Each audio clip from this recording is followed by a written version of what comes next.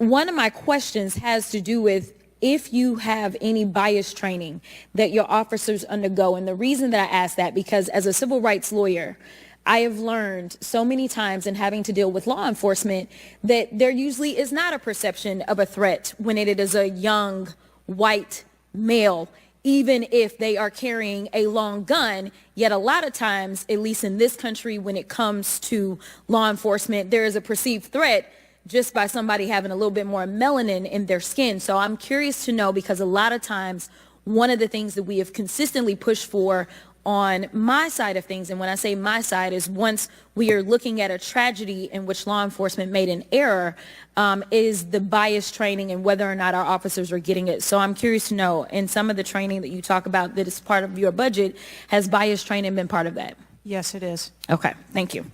I know that today is a rough day, and on that day in Pennsylvania, it was a rough day. And the reality is that I understand it, and you may or may not know the answer to this question. In the space in which this event took place, it was an open carry space. Is that correct? That is correct. Okay.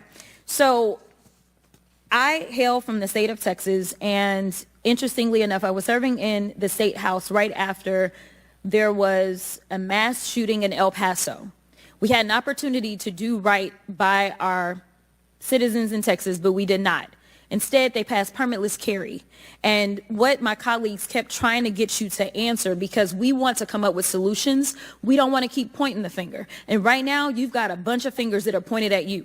But our job is to solve problems for the American people. And to be perfectly honest, the numbers are clear.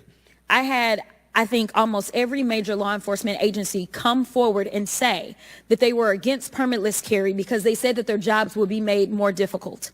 Unfortunately, my colleagues on the other side of the aisle in the state of Texas decided that they would ignore those warnings, and they passed the law instead.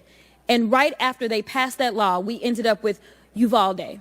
And we heard the stories of those officers that were scared to go in and save those babies because of the firearm in which in that case, 18-year-old had in his hands. They also were given an opportunity to say, hey, raise the age and make it to where at least you have to be 21 before you can possess this type of weapon. And they chose not to. And we have the facts. It shows, and I'll enter this into the record as well if there is no objection, deaths from firearms keep climbing in Texas decades after lawmakers began weakening gun regulations.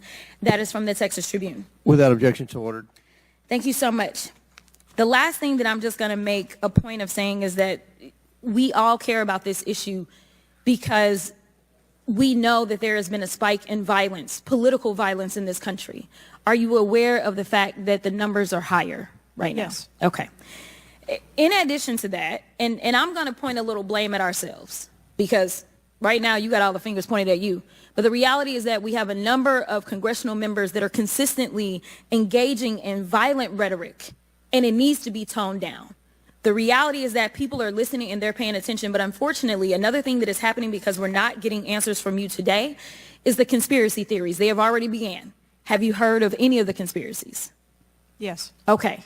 The problem with these conspiracies is that when people believe that, say, the president of the United States ordered a hit, or they believe it was an inside job, or whatever conspiracies they believe because they don't have any facts in front of them, that potentially incites the next level of violence at the next event in retaliation for this. So we are only begging for your job as it relates to being the director, as well as the men and women that you are protecting as their director, that you keep them safe by making sure that the American people have the information that they need so that they can feel as if Secret Service is on the side of the American people. And ma'am, I don't doubt the Secret Service is on the side of the American people. But right now, so long as these conspiracy theories continue to fester, it is going to make your job that much harder. Thank you so much, and I yield.